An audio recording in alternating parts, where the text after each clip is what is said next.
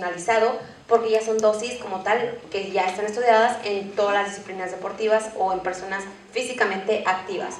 Y tenemos, por ejemplo, aquí que solamente hay que tratar de dividir las dosis de 0.8 a 1 gramo por día. ¿Por qué se recomienda dosificar 0.8 o 1 gramo por día? Por los efectos secundarios que hace.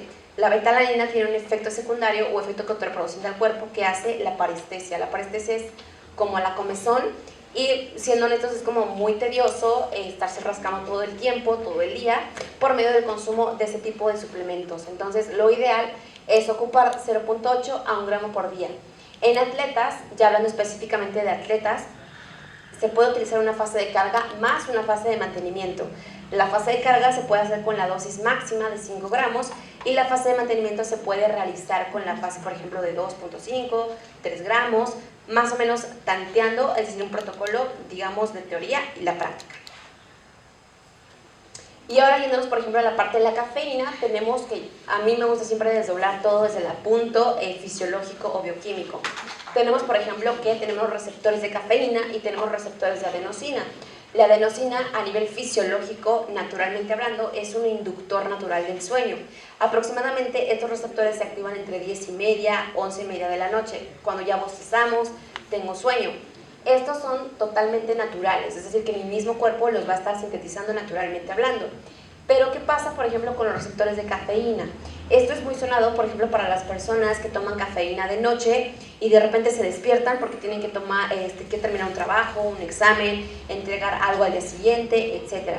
Esto sucede, por ejemplo, que bloqueamos los receptores de adenosina para que se activen los receptores de cafeína. O viceversa, hay personas que son más sensibles que del consumo de cafeína y hay otras que simplemente no les hace ningún efecto la cafeína. No es como que una persona esté bien, otra que esté mal, simplemente varía bastante en cuanto a esta misma variación de receptores. Y aquí, por ejemplo, el color rojo quiere decir que vamos a activar o que son efectos agónicos. Aquí, por ejemplo, cuando hablamos de activar ciertos agentes, hablamos de activar precisamente estos receptores de cafeína. Y cuando hablamos de tratar de inhibir o efectos antagónicos, en color azul, quiere decir que la cafeína y la adenosina se contraponen, es decir, son totalmente compuestos antagónicos, no se llevan bien porque mientras que la adenosina lo que busca es inducir al sueño, la cafeína lo que hace es despertarte. Por eso las personas que hacen, por ejemplo, ejercicio a las 6 de la mañana, 6 de la mañana que aún tienen sueño, se toman su café y se despiertan para poder entrenar eficientemente. Es uno de los efectos claros de lo que hace la cafeína. Ahora, yéndonos a la parte, por ejemplo, neuronal y relacionado a los neurotransmisores, lo que pasa en el punto número rojo es que vamos a bloquear los receptores de adenosina. ¿Qué pasa si yo bloqueo los receptores de adenosina? Pues mi estado va a estar completamente en alerta. Porque la adenosina, si bloqueamos estos receptores, la cafeína casi nunca viene sola.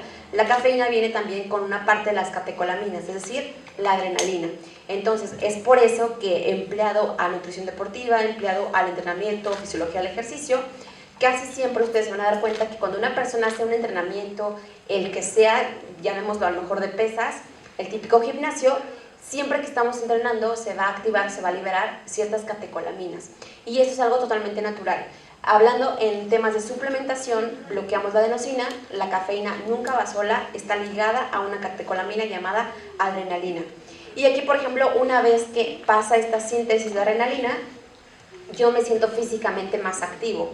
Ahora, en el punto número 3, cuando existe una síntesis de dopamina por medio del consumo de cafeína, ¿qué pasa? Mi estado es placentero.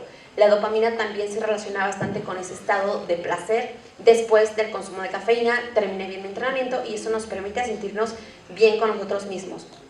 Ahora, hablando por ejemplo de la cantidad de miligramos de cafeína, también existe una gran variedad. Existe mucho de que hay personas de que toman su café del Starbucks antes de entrenar, pero le ponen chispitas de chocolate, le ponen chantilly, le ponen stevia y decimos, me siento al 100 con mi Starbucks con 1000 capas de azúcar. Y decimos, eso no funciona. ¿Y eso por qué pasa? Porque precisamente aquí lo que nos menciona es que la cantidad en concentración de miligramos de cafeína tiene que ser aislado. ¿Qué quiere decir eso? Que si tomamos café preentreno, de preferencia sea solo. Es decir, café de grano o café soluble, porque al final del día estamos aprovechando esa cantidad de miligramos al 100%, es decir, un consumo aislado. a diferencia también de que si lo consumimos en otro tipo de presentaciones, ya sea un preentreno típico como los suplementos como el C4, que también es un estimulante, también lo podemos llegar a consumir, no pasa nada. También, por ejemplo, el típico Rockstar o Red Bull también tienen cierta cantidad de miligramos en concentración de cafeína, tampoco pasa nada, no causan algún tipo de alteración a nivel del corazón que se ha comprobado. Solamente tratar de valorar a qué tipo de contexto o población le puedo recomendar un Red Bull. Pero el típico café que vemos en la siguiente diapositiva nos estaría dando un café instantáneo, una taza normal de 250 mililitros, entre 60 o 70 aproximadamente miligramos de cafeína. ¿Qué quiere decir eso? Que entonces yo necesitaría consumir entre 6 y 7 tazas de cafeína para llegar aproximadamente a los valores que aquí me estaría diciendo. Ahora, si yo, por ejemplo, quiero llegar a la producción de fuerza o efectos deportivos, lo más importante es consumir las tabletas de cafeína de 2 a 6 miligramos que ya contiene como tal ese tipo de tabletas, que de preferencia sea cafeína anhidra. ¿Por qué cafeína anhidra? Porque básicamente es la que más se asimila, la que más se acerca a los efectos potenciadores en un entrenamiento. Pero de igual manera tenemos un sinfín de variedad de bebidas, productos, alimentos. Lo más importante es que sea café solo, café de grano o café soluble, pero que no tenga stevia o algún tipo de aditivo, porque en automático baja la concentración o los efectos que esperamos a nivel de entrenamiento. Y hablando, por ejemplo, de la cafeína y la pérdida de grasa, la cafeína es el único suplemento que se ha podido comprobar que sí tiene relación directa con la pérdida de grasa, principalmente grasa abdominal. Entonces, eso no quiere decir que de repente yo le mande al 100% a mi paciente cafeína para bajar de peso. Sabemos que también existen otros métodos como el recorte de calorías, tratar de mejorar los hábitos, etc. Pero si hablamos específicamente de suplementos, pues la cafeína sí se ha estudiado y se ha visto que baja, que disminuye significativamente el porcentaje de grasa, principalmente abdominal. Entonces, si este suplemento lo recomendamos para pérdida de grasa, podría ser porque sí funciona. Y hablando, por ejemplo, de combinaciones, escuchamos hoy en día las típicas combinaciones de cafeína, de creatina, se pueden combinar, no se pueden combinar. En 1996 decían, no se pueden combinar porque chocan. En el 2011 decían, ya hacen un efecto sinérgico y se pueden combinar. En el 2015, Texler decía que sí había un impacto significativo cuando se mezclaban en cuanto a la producción de fuerza. Pero una vez más les reitero que siempre hay que estar actualizándonos porque en el 2021 Darren Kando dice, ¿saben qué? No se pueden combinar. Lo ideal es que se separen el consumo aislado. Dejar separar un tiempo de consumo entre 4 a 5 horas aproximadamente. El tiempo de vida de la absorción de la cafeína en el organismo es de 4 horas y media. Entonces tomamos un tiempo aproximado entre 5 o 6 horas para entonces después tomar la creatina. No pasa ningún tipo de efecto negativo de que si tomo las dos juntas se va a inhibir la creatina, se potencia la cafeína. Simplemente Darren hace mención en que no hay mayor producción de fuerza cuando se combinan juntos, es decir, mezclados en el mismo vaso, en el mismo termo, etc. Lo ideal es que funcionen mejor aisladas. Lo que se ha visto en la data disponible es que a pesar de que hay poca data disponible, lo ideal es que se consuman aisladas, es decir, el efecto de la cafeína por la mañana y la creatina a lo mejor por la noche, un ejemplo. Pero lo más importante es que se consuman de manera separada. Y hablando, por ejemplo, en términos generales, pues tenemos la cafeína, la creatina, la betalanina, los nitratos y el bicarbonato de sodio.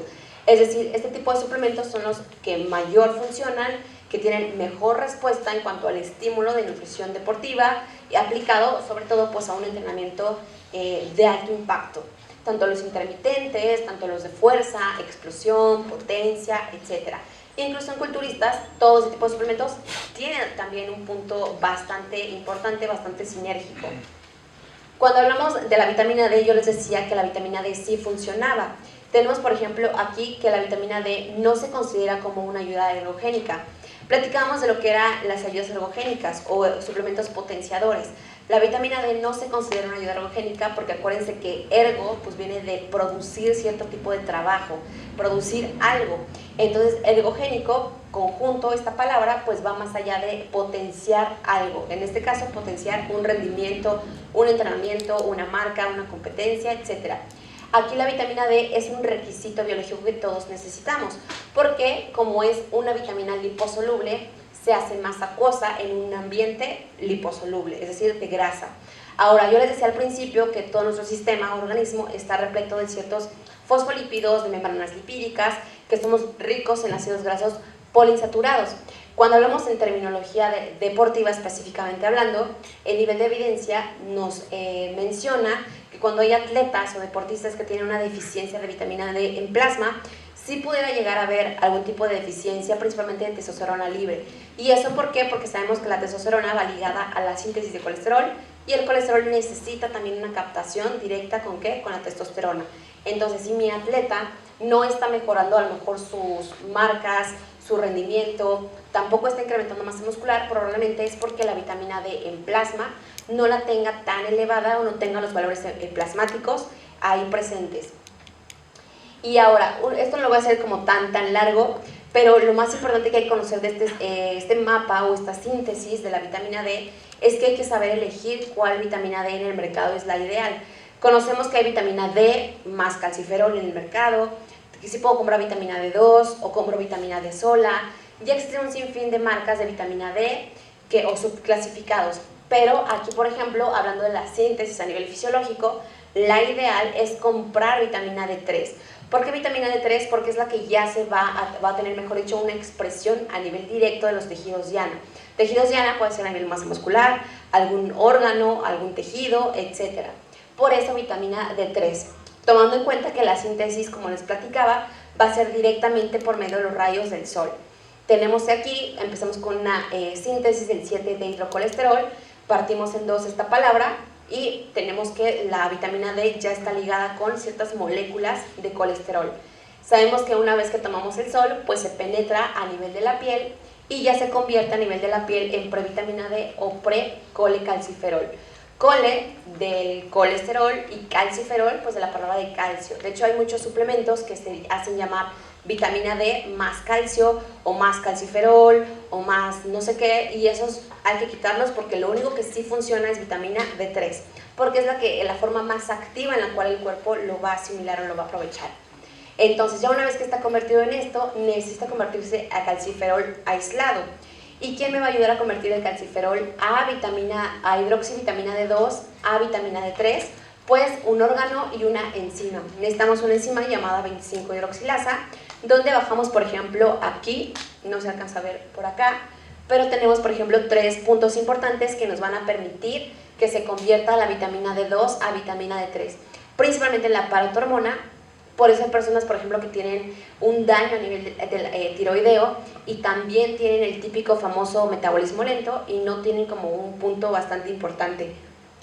Entonces, de aquí, por ejemplo, bajamos a la 1,25-hidroxilasa y ya es cuando se convierte a la vitamina D3 para los tejidos diana. Entonces, lo más importante que conocer es esta cuestión. Y bueno, yo finalizo con esta diapositiva y listo. Espero que les haya gustado, hayan aprendido.